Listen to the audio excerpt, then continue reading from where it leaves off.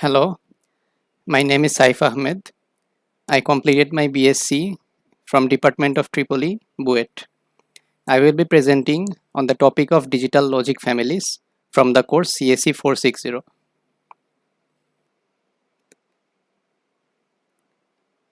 This lecture includes the topics of logic families, introduction to CMOS, different logic families such as NMOS, pseudo-NMOS and CMOS logic, and comparison between the logic families.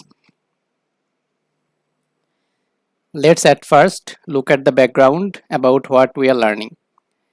If I talk about a VLSI chip, let's talk about a processor. The processor contains several parts such as register block, memory block, the interconnects, etc. Each of these blocks are made of logic gates. And what are the logic gates made of? They are made of transistors. So we have to learn how the logic gates are made of transistors.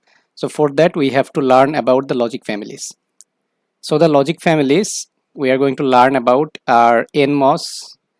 We are not going to learn about the PMOS here, the pseudo NMOS logic and the CMOS logic, which is the most used logic at the moment.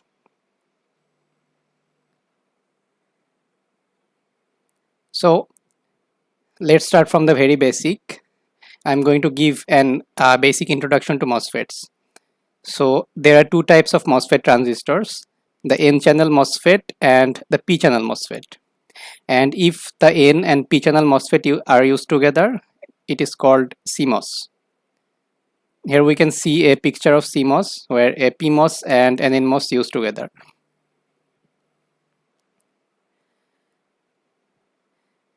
In this slide, we can see the physical structure of an NMOS device. A MOSFET usually contains three terminals, the source and the drain terminal, and the gate terminal which controls if the MOSFET is on or off. We are not going to be concerned about the body terminal in terms of VLSI. In this picture, we can see a fabricated image of NMOS transistor. But for the symbol, we will only use three terminals, the source, drain and the gate terminal. Transistors are mainly used as amplifiers and switches. In terms of VLSI, we will consider transistor as only switches. So I'm only giving the basic idea. Let's consider the N-channel MOSFET. The gate voltage controls the connection between the source and the drain. If the gate voltage of the N-channel MOSFET is low, the source and the drain are disconnected.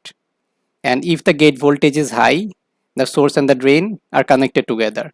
That means the switch is on.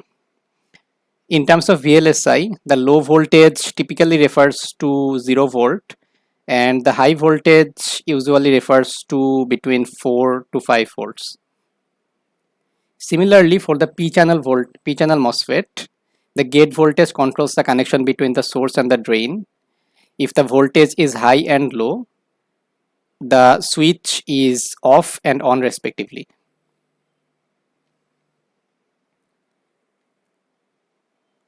Then we have to understand the concept of pull up and the concept of pull down. Let's look at this simple circuit. The source is connected to ground, and if the gate voltage is high, that means the NMOS transistor is on, then the drain voltage gets pulled down to ground. It means the drain voltage becomes 0 volt. The opposite scenario happens in the case of PMOS.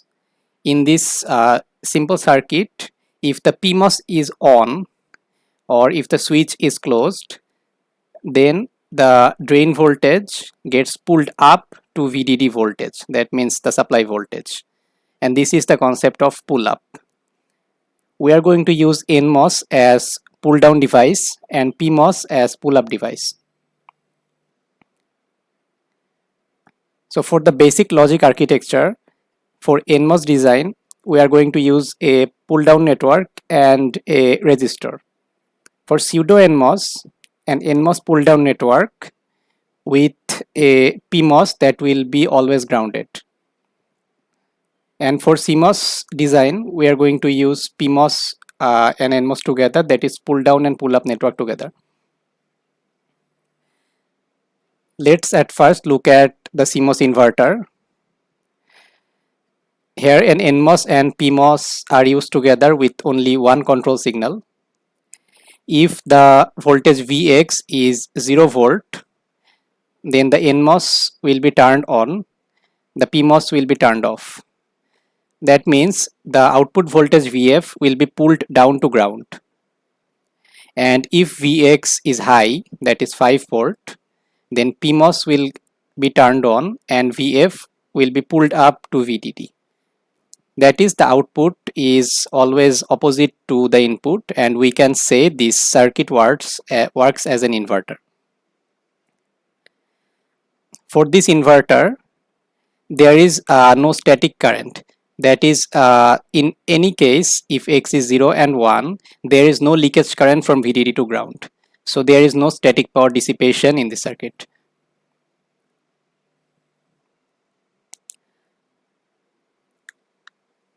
For the example, I have chosen NAND gate. Let's at first talk about the NMOS logic.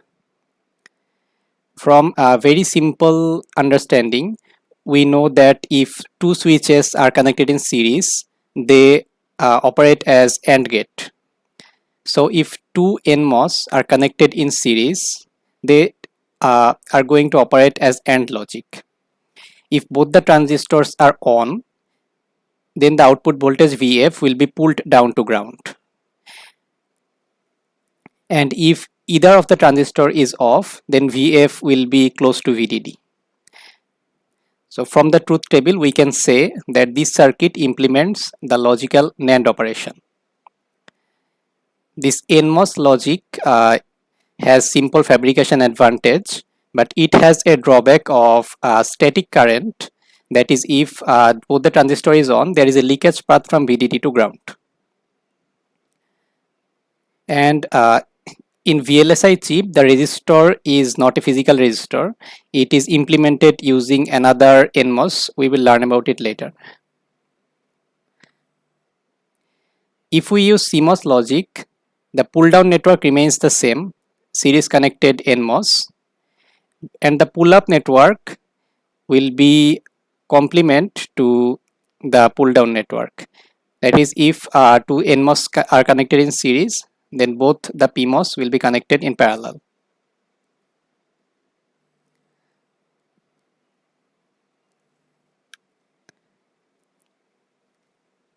Let's talk about the pseudo NMOS logic. It is a 3-input NAND gate using the CMOS logic, 3 NMOS connected in parallel and connected in series with 3 PMOS connected in parallel. For the pseudo NMOS design, the NMOS network or the pull-down network remains the same.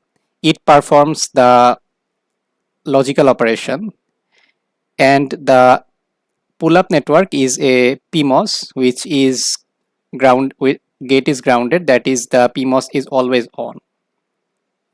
If we compare the two designs, we can see the pseudo NMOS has less number of PMOS transistor. That is, it has an advantage in utilization of area in a chip.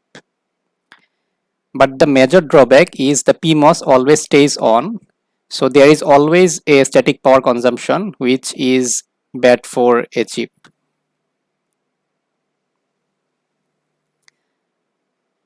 Thank you for your patience. This is all from me. Thank you.